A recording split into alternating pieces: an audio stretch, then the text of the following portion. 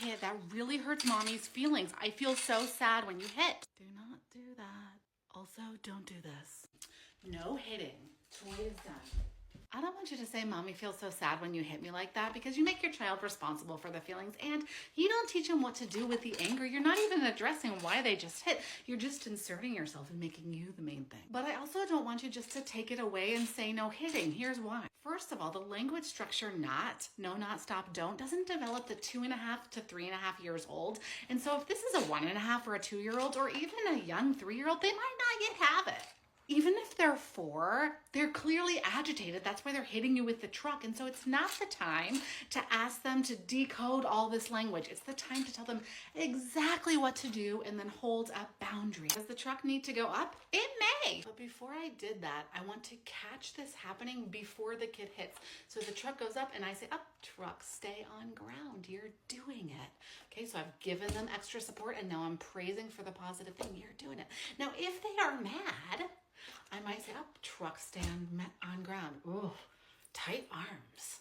And then I'm going to guide them to another way to release that energy, that feeling that is healthy, that doesn't involve hitting you with a bus. Now, if I say bus stays on ground and my child continues to be agitated and hit with it, that's my cue. Even if their little body tenses up, they're not actually ready to play with the bus. It's too tricky. So I'm going to be super consistent. When I give the positive opposite, my child can't cooperate and I see their little body tense up, I'm going to put the truck up and say, hey, you know what?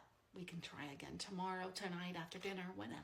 And then I'm going to transition them to an activity that is like big motor, like riding a bike, climbing a tree, going outside, running upstairs. Now, if my child says, no, I want it, I won't hit, I'm going to look at them and I'm going to slowly say, oh, playing with bus means bus stays on ground.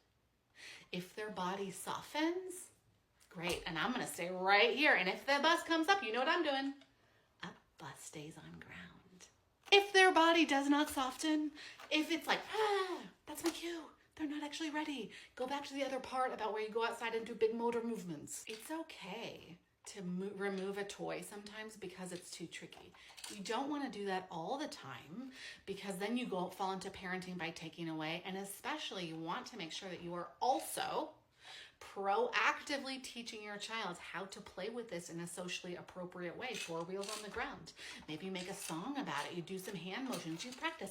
Now we're going to practice playing with the bus. 4 wheels on the round. Wait, how does that song go?